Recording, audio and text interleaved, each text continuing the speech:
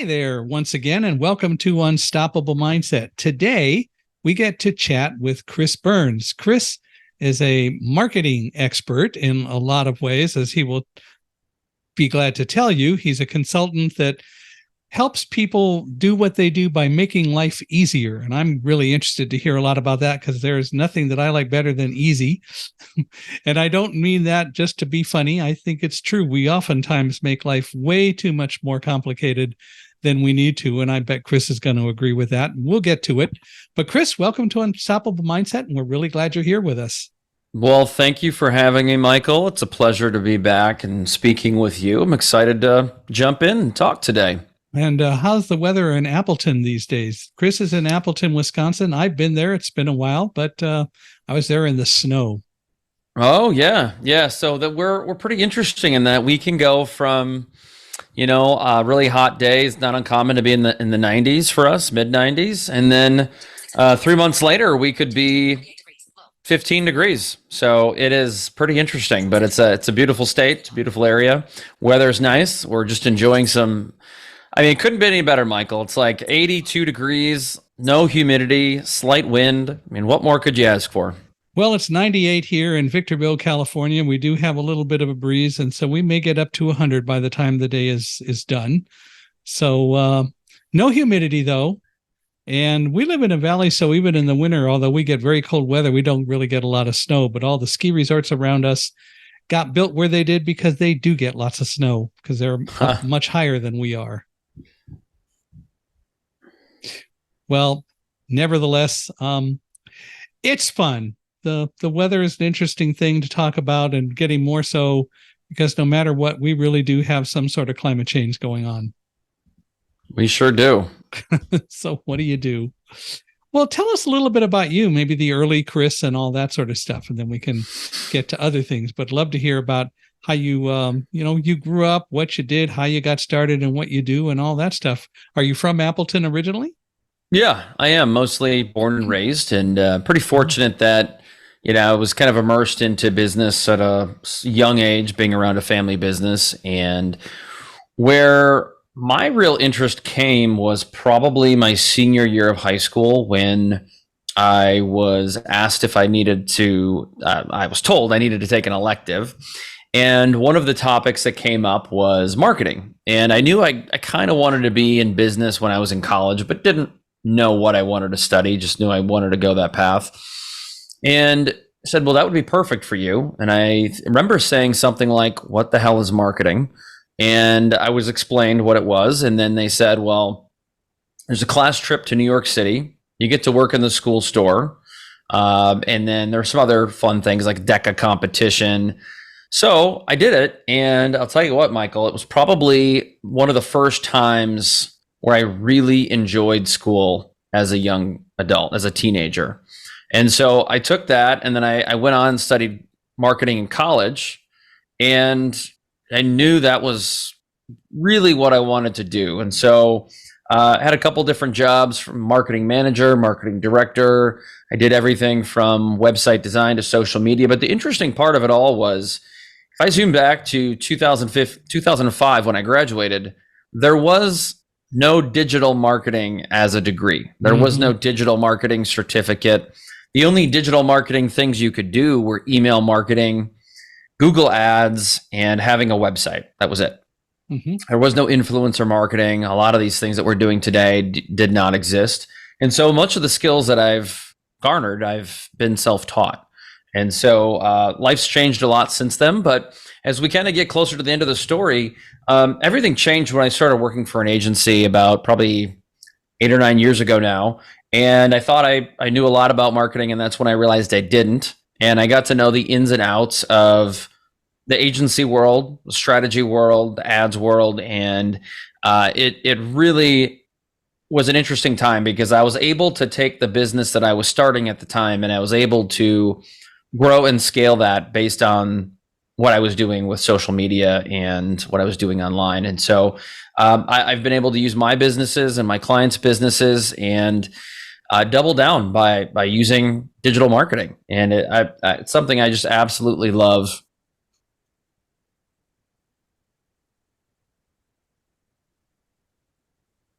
So you have a lot of fun with it, I gather.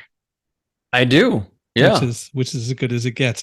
Well, you describe yourself as a serial entrepreneur. What do you mean by that?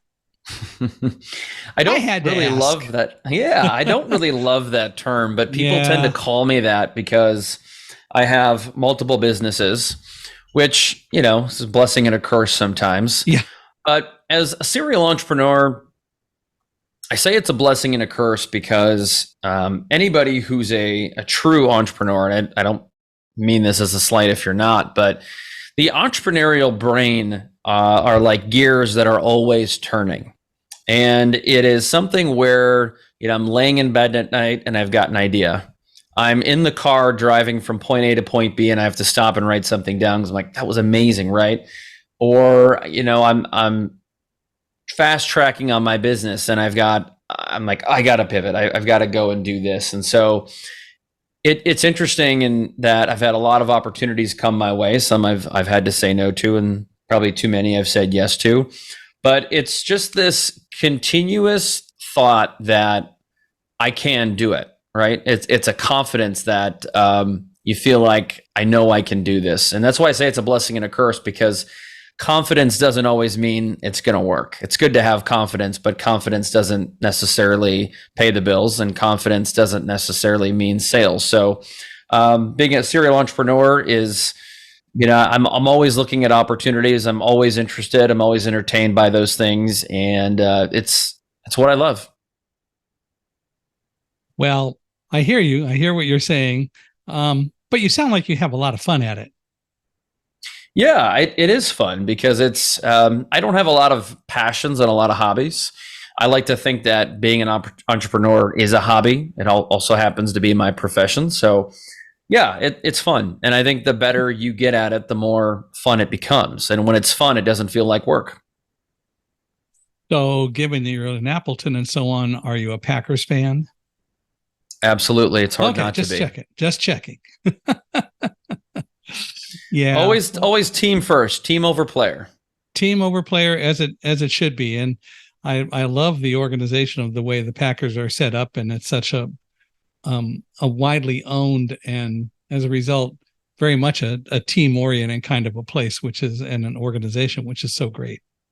What's interesting that you say that is if you look back at some of the real Hall of Fame players that have come through the organization, and we're very fortunate. Brett Favre, Aaron Rodgers. There's been a time where many great careers have come to an end or come to a turning point, and at no point has one player ever been bigger than the organization. And they were never afraid to move on when there were challenging times. And so that's kind of what I respect and love about the organization is, they're going to put the team first before any one player, regardless of their resume. And we've had, one of the greatest quarterbacks of all time just walk off and go to another team. And so you obviously have to respect what they've done for this community and this team. But at the same time, it's you have to know when to move on. Yeah, which is fair. And you learn that in part by being part of a team and recognizing that you're part of a team. Yep. Absolutely. So what's the difference between marketing and sales?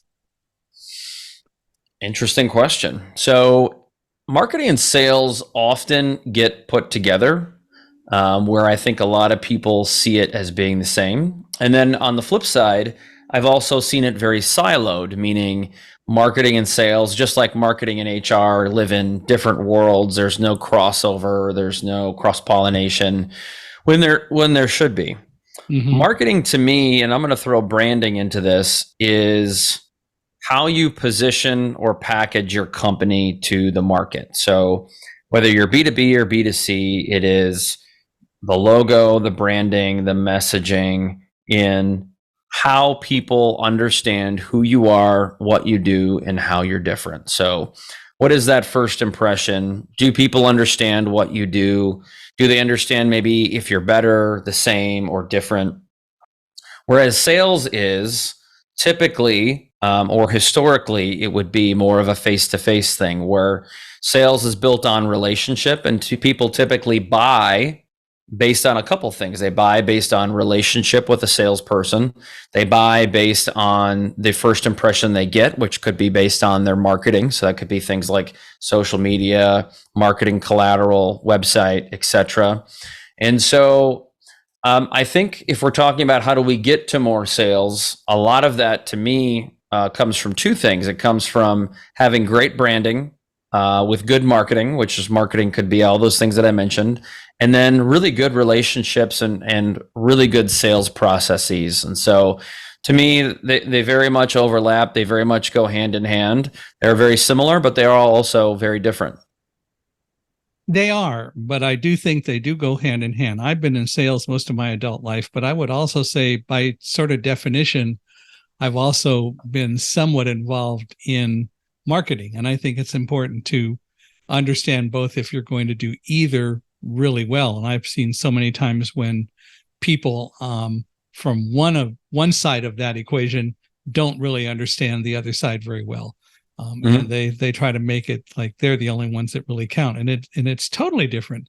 My belief for sales is that the best salespeople are really teachers, and Yes. and in a positive sense, they're storytellers, because you said it's all about relationships, and you're right. I think that the best salespeople are going to do more at being successful to sell a product by teaching customers what works, what doesn't work, why their product works, and sometimes why it may not be the right thing and the right fit for a particular situation, but having the courage to do it and really putting all of it together to teach somebody something. And marketing can clearly help with that. But I think all too often, even a lot of salespeople misunderstand what sales is all about. For sure. And one thing that you didn't mention is that the best teachers tend to be the ones that have a lot of experience. So if you look back, if you've gone to college, if you look back at some of the professors that you've worked with, the ones that I enjoyed the most in the School of Business were the ones who were in the workforce for a long period of time, and they were really only in academia for a couple of years. I'd go as far as to say this too, is that marketing can be your greatest ally. So we used to look at it as, and I sell it this way too when I'm working with, from the agency side, working with my businesses, is that we can put more tools in your toolbox. We can put more bullets in the chamber if we work together, not siloed. So if we work with HR, we can help them. And I say cast a wider net, like instead of fishing in a river, we can fish in the ocean. Right. Instead of using one lure and one bobber, we can cast a net and pull in a couple hundred fish rather than one at a time. And we can therefore help with talent acquisition, talent retention. We can build awareness. We can also provide more tools such as videos, flyers, messaging, storytelling, white papers, podcasts, et cetera, et cetera. That is so much more ammunition that a sales team can have in their toolbox to be able to sell and convert. And so to me, I think if leveraged properly, a marketing team or an agency can give you so much more ammunition to build awareness, to sell, and continue that process. Now, you said that you worked for agencies and so on for a while, but now you own your own business and you're out on your own consulting and Correct. so on. Mm-hmm. So as a business owner and someone who's been involved in this business, and I love your perspective about talking about the whole issue of what life was like from a marketing standpoint in 2005 and so on. What do you feel the value is, or how do you feel social media plays into all of it today? Yeah, so interesting. I could take this a couple different ways, but Yeah, I actually think I right figure. now, social media is not very valuable to a lot of small businesses. And the reason being is that they're not doing it right. So I talked to, and I'll tell you a quick story. So I've been speaking a lot about strategy over the last couple of years, and I host a local marketing summit where about 220 plus people attend. And I asked the question last year, and I asked it again this year because it's just so mind blowing to me. how many people in the room have a marketing strategy? And, there's maybe 15 people that raised their hand. And I said, okay.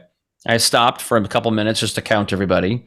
And then I said, okay, keep your hand up if you have it in a document format. And I mean like something you could print right now. Mm-hmm. And look around, a few hands go down. Some people are like waving their hand like, oh, kind of. Well, that's not true. You don't have one if you don't know. Yeah. And so we're left with like 5 or 6 people out of 200 that have a document form strategy.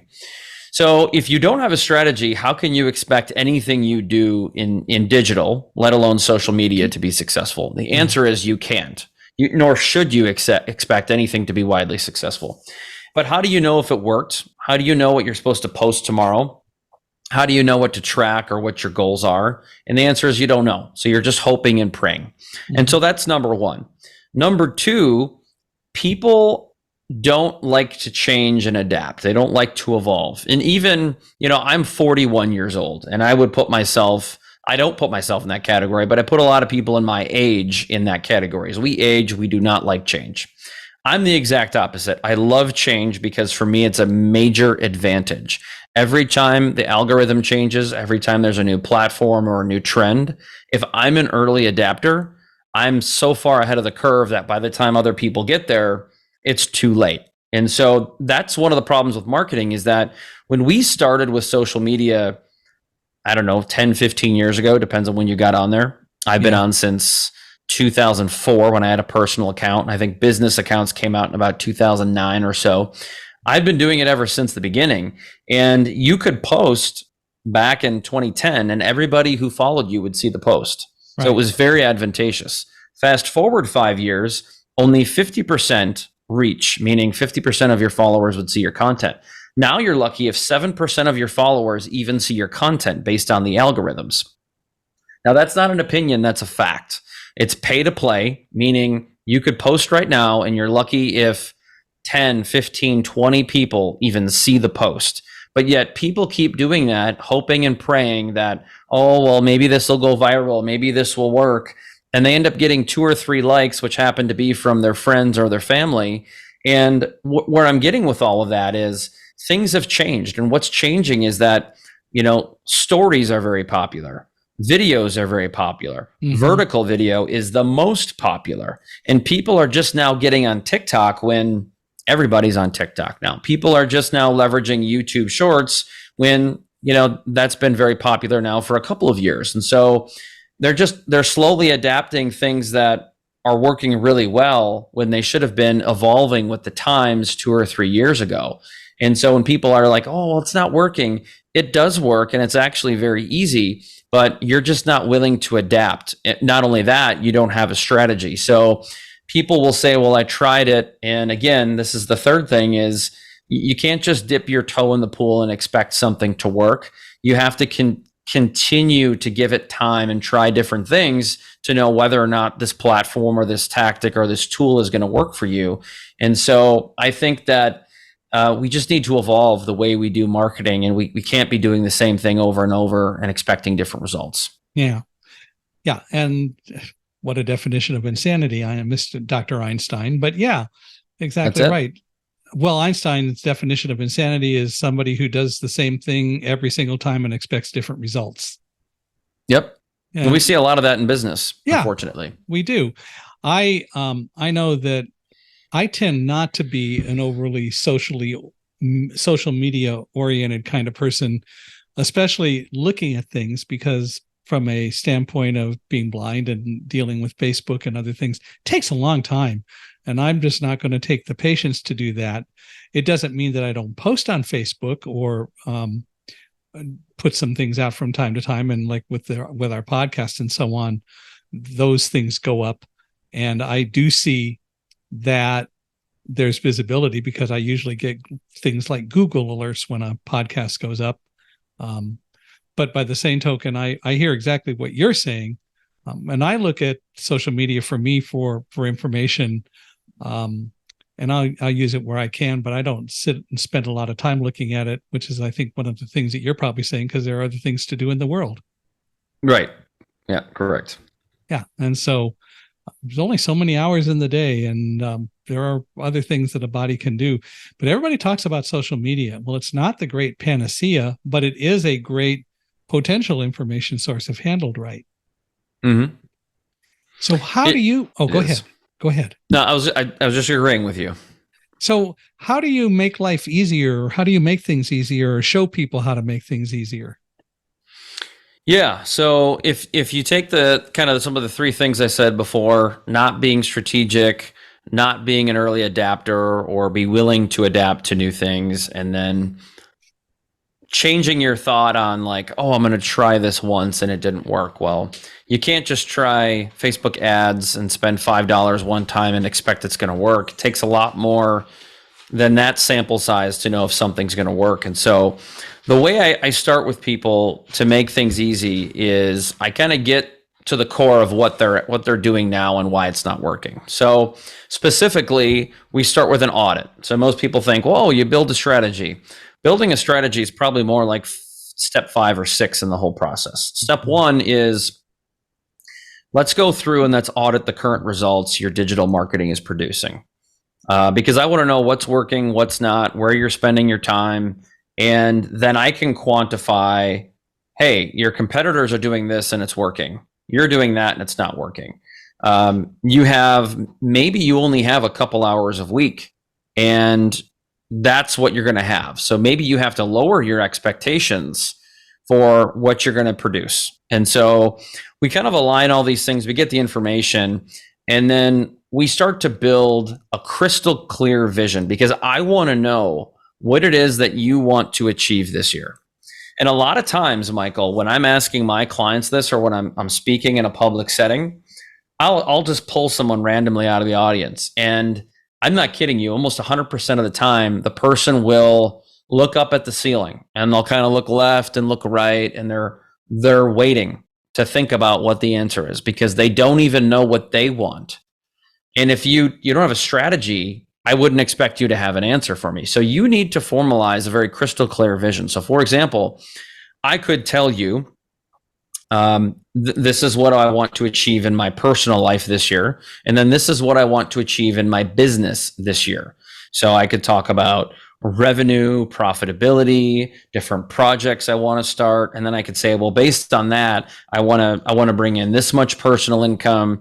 I want to take my family on a vacation. I want to get a rental home here, whatever it might be. And those are kind of some things in line. And if you asked me, hey, Chris, what would a great 2023 look like?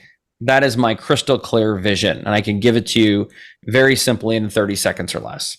Yeah. And so then what I start to do is I start to build out some goals based on the metrics that we looked at. We saw what was working, what's not, how much web traffic we have, how much engagement we have on social. Because Michael, most of the goals that people use, they're all made up. They're all arbitrary. And I'll ask, well, how did you get to 20% more growth? Well, I Googled it and it sounded realistic.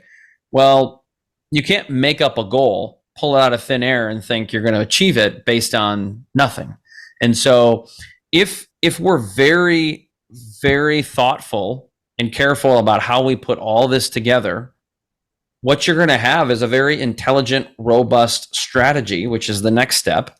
And oh, by the way, with strategy, Michael, most people, even if they have one, they don't use it. And I'll tell you a quick story is that for a long time, I've been building strategies, and I used to build these 20-page documents that would do nothing but overwhelm people. And they'd be so stressful that just the thought of it would kind of give someone blood pressure. So they'd put it in their file cabinet and they wouldn't look at it again. And so what I realized is that we have to make it so simple and so easy, there's no excuses. Mm-hmm. But most of the time, as entrepreneurs, as business owners, just as people, adults in general, we make things more difficult than they actually are. So where I'm getting with all of this is that if we can make it so simple, and I mean like a 1-page strategy, maybe it's a 2-page strategy for a more advanced, larger business, so simple and so easy that it becomes fun, because when it becomes fun, it's because we're generating results. And when we're generating results, there's no excuses, right? Because we're doing the thing we want to do.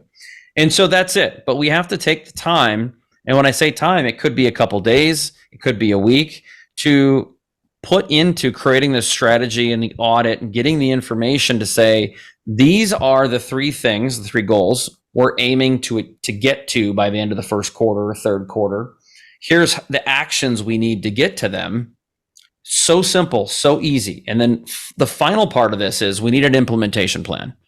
If you have notes on your calendar, if you have time blocked and protected on your calendar to be able to do the social media stuff that I'm telling you to do, everything that's in your strategy, there's no excuses. And if you protect the time and you keep it there and you use that time to create the content and respond to reviews and ask questions and engage with your followers, you will generate results. It is really that simple and that easy, but you have to put in the time for the strategy part. A lot of people skip that and they're just aimlessly posting stuff and trying things and nothing works. They don't ever stick to a theme. And so they're kind of all over the board and they're inconsistent. Well, that wouldn't work for Nike. That wouldn't work for Taco Bell or Frito-Lay. So it's definitely not going to work for your business. So whether you have 1 million followers or 10 followers, you got to build the consistency and you got to make it simple and easy. And there's probably a lot more to it, but we have to make things easy or we won't do them. You said something I think that's extremely important, which is you got to have fun. It has to be fun, yep, or we're not going to be interested in it. Correct. And fun is a big part of it. And, when we talked before about what an entrepreneur is and so on, clearly part of being an entrepreneur is recognizing your need to have fun as well. And you have fun doing the things you do as an entrepreneur. Otherwise, you wouldn't do it. Correct. So I think it is so much fun or so important to talk about fun as part of it. I talk to so many people about coming on Unstoppable Mindset, and they're worried about telling stories or they're worried about how they're going to do.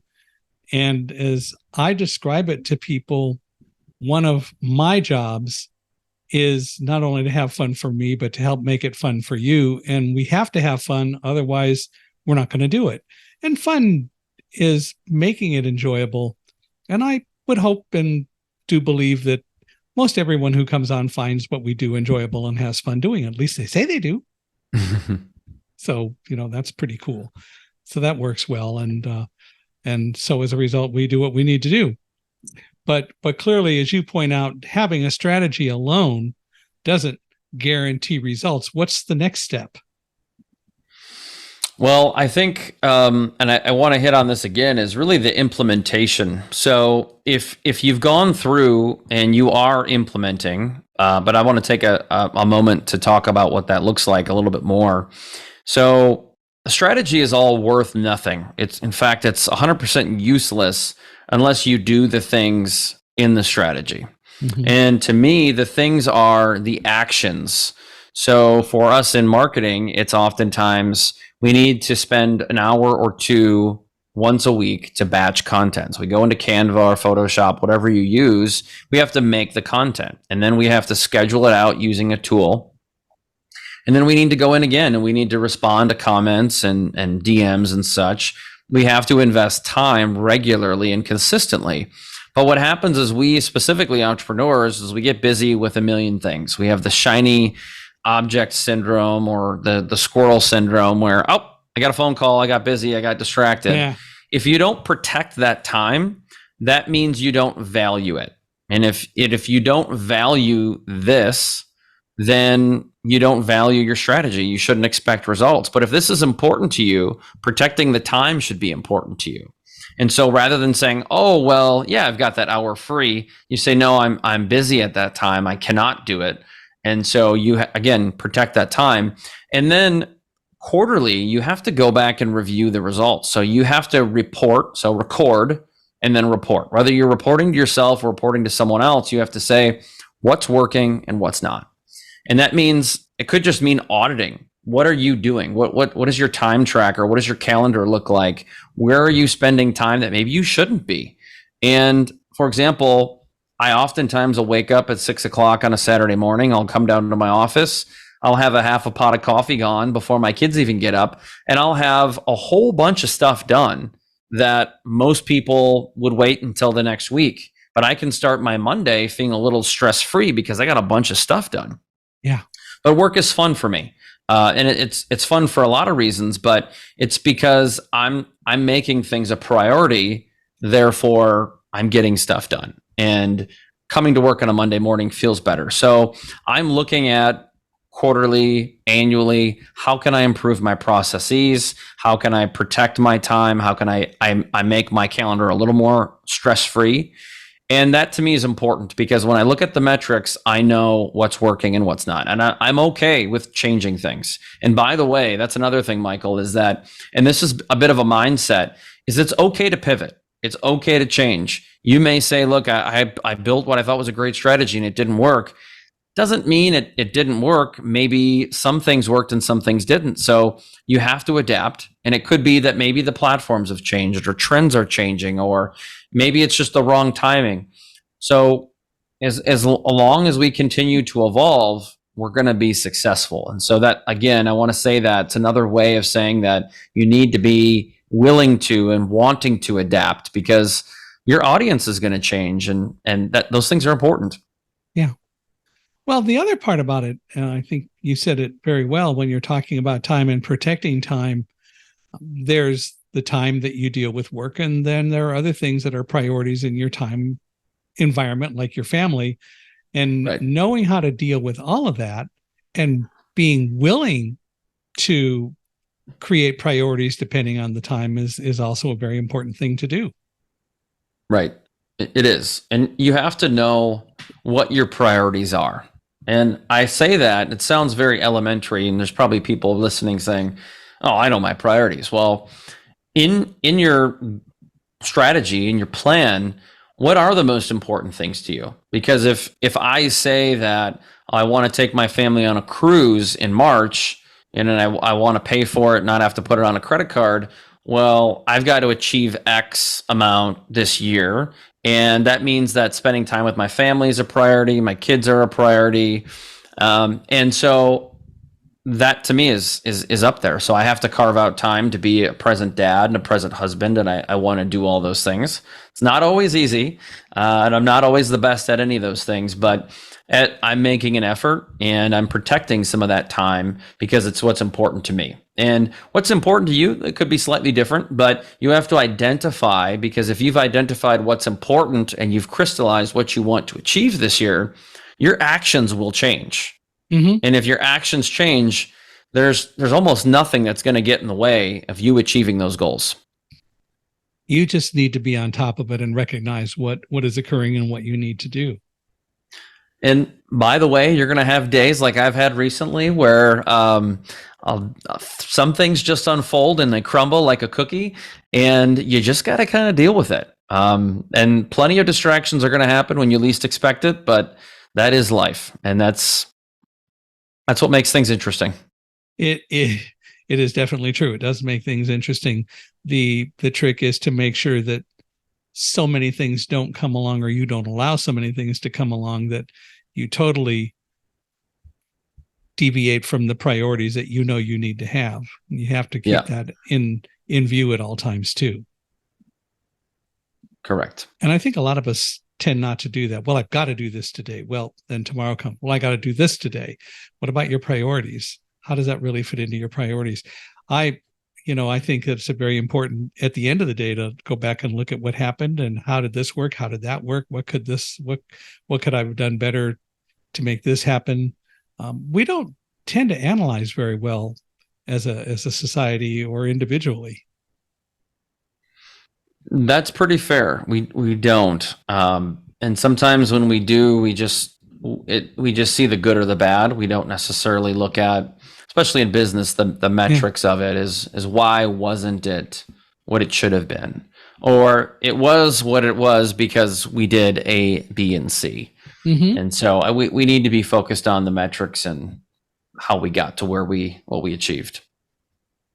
It's a learning experience, and we have to teach ourselves. And if we don't do that, then we're not going to grow and things aren't going to get better, which is what it's really all about. And those of us who do it and who really look at what worked, what didn't work, and even the bad things.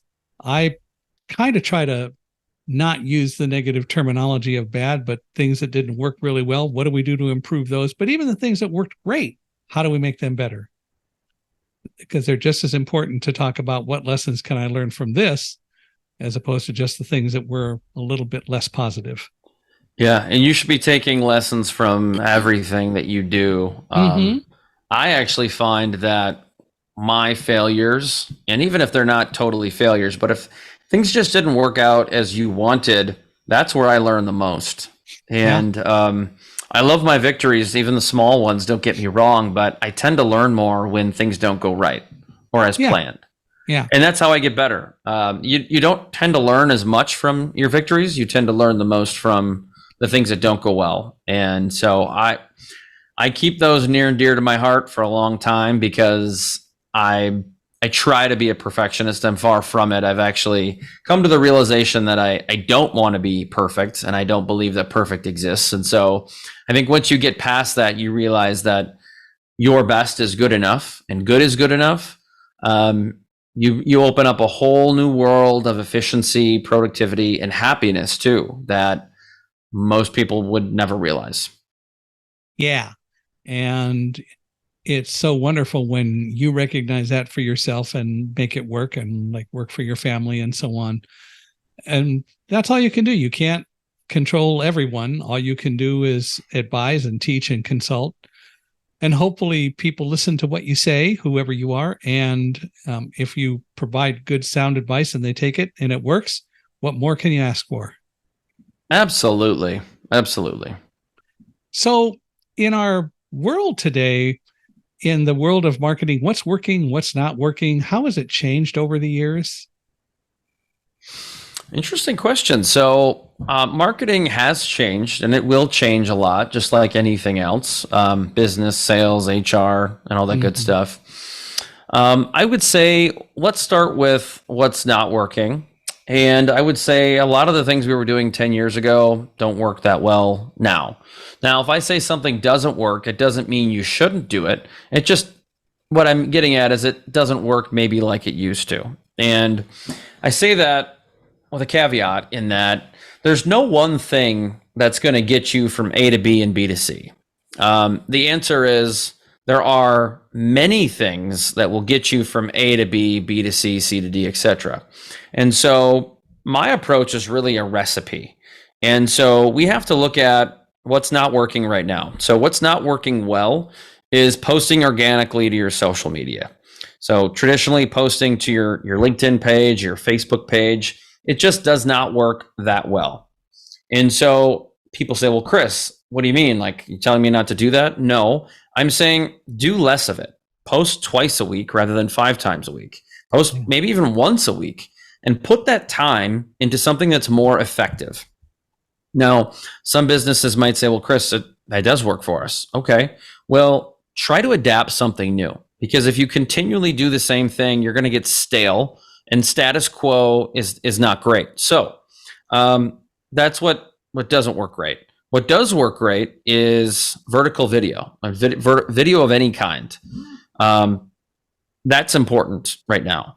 Also, just running ads. So I know a lot of people will probably not like this, but running ads is good. But if you're running ads at $5 or $10 a day, it's not working.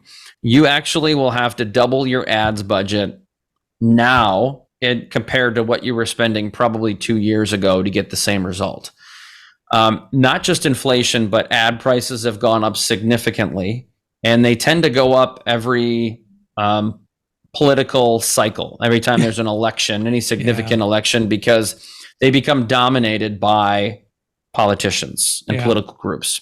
And so they don't tend to come down very much after. And so we have this inflation with ad prices.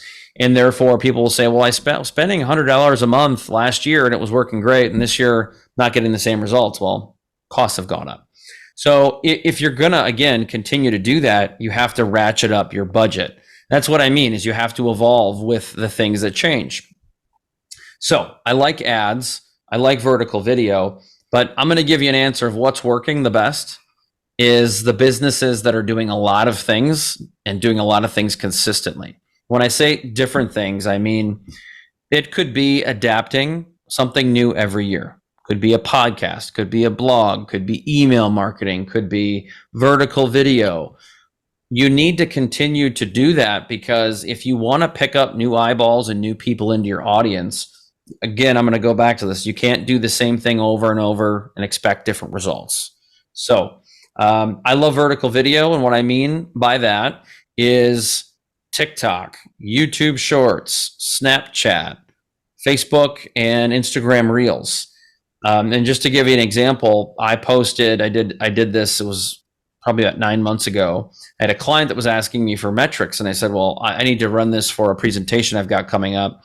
And I compared vertical videos on one of my pages to organic posts, just photo posts, and it was 3,000% more reach and 2,000% more engagement. And it's unbelievable. Wow. Because that's how many more people are consuming vertical video with obviously the popularity of Reels and TikToks right now. So you got to continue to adapt and keep yourself apprised of what's happening in the digital landscape. An interesting sort of offshoot of some of that I would offer is in the world that I generally live in, being blind and so on, or dealing with persons with disabilities, we find that about 2% of the websites are accessible in the country and around the world, which means with 98% not necessarily being totally accessible, we, or some of us in one way or another, get left out, which is why Accessibility was formed in the first place, because Accessibility is a company that makes products that are inexpensive and help make websites a lot more usable by persons with disabilities. And then in addition to the easier parts of that, there are other aspects of it. But the point is that websites traditionally aren't. The Nielsen Group did a study in 2016 about brands. We'll get to talk about brands, but one of the things that they learned is that if a brand addressed the issue of dealing with persons with disabilities, and according to the CDC, up to 25% of all people in the US have some sort of disability. If they dealt with disabilities, the Nielsen report said that people are at least 35% more likely to continue to use a particular website because it makes itself accessible and usable, simply because it was so hard to use it before. And they want to be brand loyal to websites and website owners that make products and make websites that are totally usable. It's something that we just still don't tend to see a lot of people addressing. But the bottom line is that we do tend to be very much more loyal to brands that make the websites usable. You bring up a good point. And I think that at a certain point in the future, there will be mandate from the government that all websites will need to be more accessible. And I know there's certainly a movement for that now, but just with the need for it and how easy it is to make your website more accessible, there's almost no reason not to have that. And I'd love to see Google make a change in their algorithm to favor websites that are accessible, because I mean, why wouldn't you want more people to be able to access, watch, see, read, listen to things on your site? So to me, I feel like that is important, and I'd love to see more accessibility online. In reality, if you want to be technical, it is against the law today not to have a website accessible in the US, because the Department of Justice has decreed under Title II of the Americans with Disabilities Act that the internet is a place of business and is thus subject to the concept of reasonable accommodation. Unfortunately, it's still not really enforced as it should be. And hopefully over time, attitudes will change. I remember my wife, who was in a wheelchair her whole life, talking about other kinds of access, like she would go to a Macy's department store in Southern California, and there was so much stuff in the aisle, she couldn't even go up and down the aisles. And finally, they had to sue. She wasn't part of it, I don't believe, but someone sued Macy's to get them to put enough space in their aisles so that people in wheelchairs could go up and down the aisles.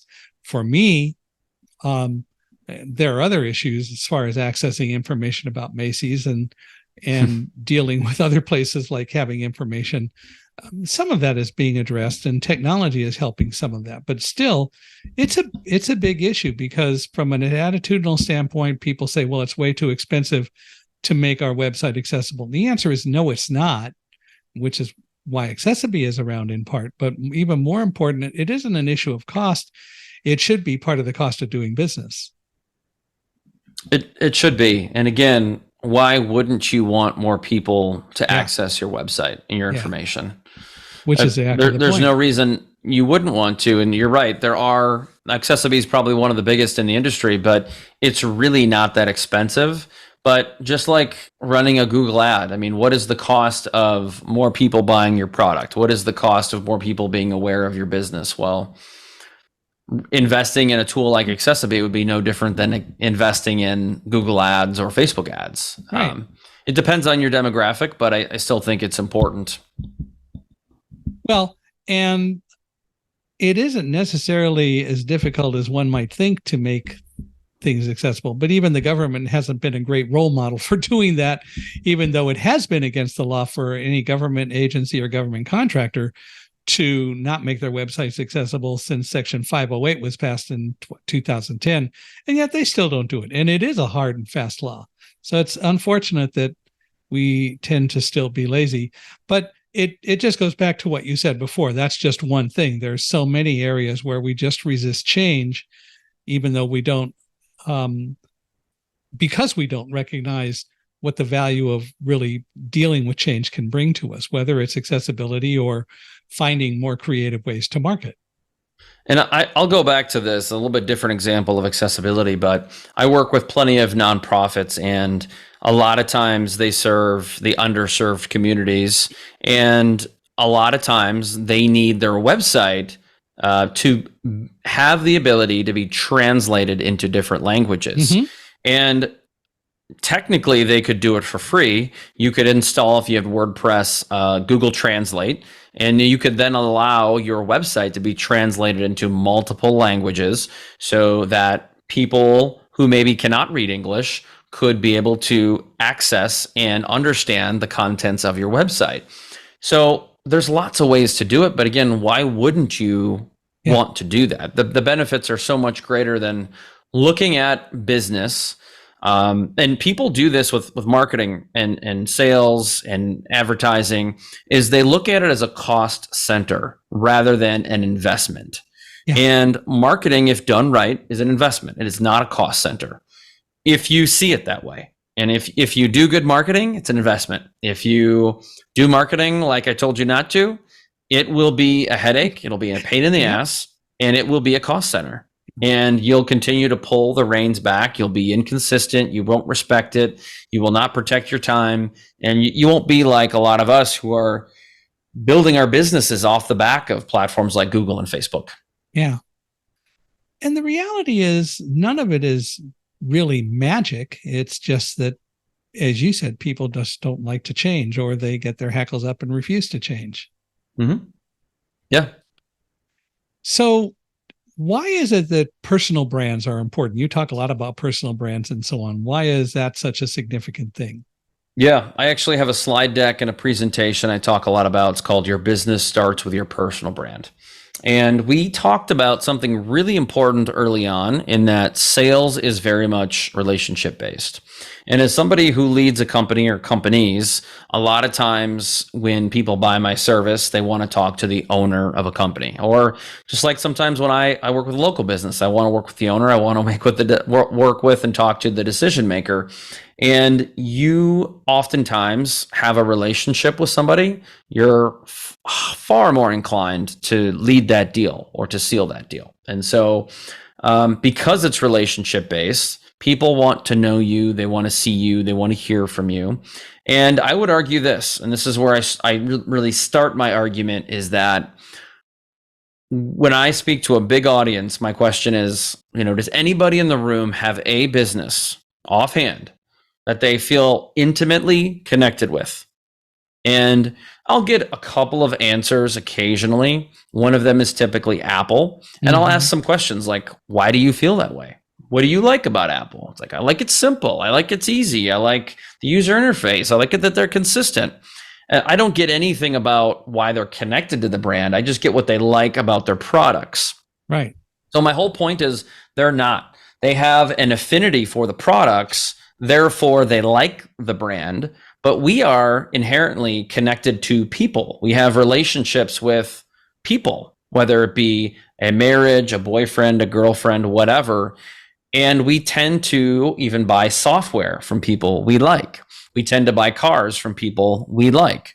And if so often we're looking to build a business, we should look to build our personal brand, because those people who say, well, I don't want to be on video, Chris, or no, I don't want to put that out there. You can't run a business scared, and you can't be afraid of what people may or may not say, regardless of how you think you look or how people might be discriminatory or what they might say about you. It's, if you're invisible, the chances of you growing online are slim. If you are visible, you are giving yourself and your business a chance to grow. And oh, by the way, organic reach on personal pages is something like 3 times higher than what it is on business pages. It's because Facebook and Instagram and LinkedIn and these platforms do not suppress personal pages. They suppress business pages because they know they have an ad budget to spend. So if I'm posting about my business from my personal page and from my business page, I can multiply the reach and the engagement. Now, if I have 10 employees at my company and they're all, I'm going to use air quotes, occasionally posting about my brand and my company and products that we sell, well, I can 10x every single post. So why wouldn't you want that? Yeah. Because we all have a personal brand. And oh, by the way, personal brands are how we get promotions. They're how we deepen our relationship. It's how we communicate. It's how people have an impression about us. It's like, well, he's funny. Well, it's because he posts funny stuff on social media. Or Chris is always very serious and he's very guarded. It's because he doesn't post anything on Facebook. And so everything we do online contributes to our first impression or someone's opinion of us. So we can build that audience. We can build those impressions. We can change the way people think about us. And it's amazing what we can do online if we're doing it in conjunction with a personal brand and a business brand. So it's a conversation that I could talk about for hours, but for sake of time, I just think that we need to, most of us need to take a step back and say, I don't care what people think. I'm going to leverage my personal brand and my business brand. And whether you like it or not, you already have a personal brand. Yeah. So it doesn't mean I'm going to have 10,000 followers or 1,000,000 followers. You could have 500 followers and all be friends and family. And that is your personal brand. And it's how big do you want it to get and what do you want to do with it? Because some people just use their personal brand and maybe they're a board member for a local nonprofit and they leverage that to get more donations and get more people to play in their golf outing and more volunteers and people to come to their events. That's great too. You can use your personal brand for a lot of things. You talked about Apple, and I would submit that when Steve Jobs was alive, his personal brand certainly enhanced Apple. And I would think that probably a lot of people also in part liked Apple just because in one way or another they liked Steve Jobs. For sure. Now, no doubt. We saw that with Elon Musk before things got a little political, and all of a sudden, once he revealed his cards, everybody threw him under the bus. But that's a different story. But yeah, you see those like Mark Cuban, Damon John, a lot of the people from the Shark Tank, Bill Gates. Yeah, these people are building a personal brand. Now, nobody's perfect. You know, there are rumors floating around about Bill Gates and Elon Musk and other people, but these are all professionals who have leveraged a personal brand and a business brand. You could argue they're celebrities, but they weren't from the beginning. They have become bigger celebrities because of their personal brand and because they're very visible online, because they take interviews, they go on podcasts. Those are all things that amplify what they do. So why wouldn't they want to do that? Yeah. Well, and then Of course, if we're going to deal with Shark Tank, we always have Mr. Wonderful, but that's another story. I actually like him because I he's do so too. honest. Well, Yeah. yeah, he is also entertaining, and I think that a lot of what he does is very deliberate, and it works. Well, I think he has a big heart, but he's just not afraid to say things how they are. And he's not Yeah, afraid of offending somebody. And I think you have to respect that because yeah, I don't want someone sugarcoating things for me either. no, I find all the personalities on Shark Tank to be pretty interesting. I think that, and I don't know that he's changed a lot over the years, but the way Mark Cuban works on Shark Tank, that he oftentimes sits back and waits and analyzes and Mm-hmm. lets everybody else go off and do whatever they're going to do, and then he comes in and pounces or decides this deal isn't for me. But they're all very interesting people, and there's a lot to be learned just by watching them in action. What I like about him is he'll often say, if he really wants something, he's like, I want an answer and I want it now. And he doesn't Yeah, want you to take offers from the other sharks because he knows. Or you're right, he will snipe. He'll jump in last second. He'll be the last one to go. And he's like, no, it's a yes or a no, or I'm out. yeah, yeah. He's very sneaky, but he's got an angle and it works well for him. And it works well for him. There's no doubt about that. Yeah, everybody's different, and that's what's so great about business and life is that all the approach that all those sharks take are a little bit different, and you can tell. And Yeah. there are a lot of ways to be successful. There's no one universal way. You have to figure out what works for you and stick to it. So what would you recommend that business people start doing right now that maybe that in your experience they're traditionally not doing? I'm going to make this quick and easy, and I'm going to say just do it. A lot of people stop and they think about things for too long, and they let fear set in. They don't know it, but they let it set in, and they don't do anything. And it gets them locked up, and they start thinking about what people are going to think and say. So what I tell people is take action. There's a book called Ready, Fire, Aim, and the title of the book says it all. You just fire, start shooting arrows, and you can refine the process later on. But if you stop and think about it, you're going to have 150 variations of the book before it's even published. Yeah. And so publish the book and then have a revision of it later. So you just got to start doing things. You just got to do it. When you say that, it brings up something that I constantly think about, which is Trivial Pursuit. How often do you get asked a question in Trivial Pursuit? You think of an answer immediately, but then you think about it for a second. No, that's not the right answer. So you guess something else, but in reality, the first answer you thought of was the right answer. Happens all the time. And I mentioned that. I've mentioned it a lot of times on this podcast, and everyone has always agreed that it's exactly what happens. We don't just go with our first instinct, and our first instinct might not end up being the right thing. I've had to learn to do some of that simply because I don't necessarily have a lot of information, oftentimes because it's not available in a usable form, although that's getting better, but don't have information that other people do. So you got to start somewhere. So you start by trying. Exactly. Although I'm much more of a fan of Yoda, do or do not, there is no try. So you do. Yeah. So you're Michael, also, go ahead. Yeah. I apologize, but I do have to wrap things up because I got something I'm running a little late for. Real quick, author, you've written? I did. I published a book a few years ago. It was something I started over a decade ago, and it's called King of the Mental Swing, How to Win at Golf and Life by Thinking Differently. And it's not an instructional book. It is primarily a mindset and attitude book. And it in a synopsis, it helps people create a recipe for how they can become successful at the one thing they love doing. And the one thing I love doing for many years is golfing. And how your body language, your attitude, your thought process, your self-talk, all these things really contribute to the output and the end performance. And so yes, in the game of golf or soccer or basketball, there is the physical component and there's a technical component, but it's everything outside of that that also contributes to making that buzzer beater shot or sinking that 20-foot putt. And so I wanted to take something that golf had taught me and put it into a book, but also make sure that a third of it applies to life, to work, to coaching, to relationships. And that's what I did. It's available on Amazon if you're interested. Well, I don't know whether you send it to me, but if you send me a picture of the cover, we'll make sure that we put it in the cover notes. I will. I'll do Well, I that. want to thank you for being here, Chris. This has been fun. I hope you all have enjoyed it. If people want to reach out to you, how do they do it? Yeah, so find me on LinkedIn. I'm very active. It's Chris B. Burns. There's two B's in the middle. And you can go to my personal website, iamchrisburns.com. I've got some products, services, downloads. I've got opportunity to book time with me if you're interested in learning more.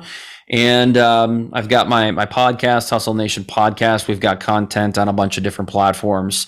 Feel free to consume that and send me some messages. I'd love to connect with you. Cool.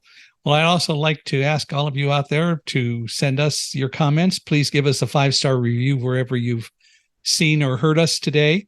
And you can reach me at michaelhi@accessib.com or go to our podcast page, www.michaelhingson.com/podcast. And definitely, though, the 5-star ratings and reviews, we would appreciate it. Love to hear from you. And Chris, for you and anyone else who's listening, if you know anyone else who ought to be a guest on our podcast, Unstoppable Mindset, please let us know. Always looking for guests. So, Chris, one last time, thank you for being here. We really appreciate your time. Thank you for having me. It was a pleasure.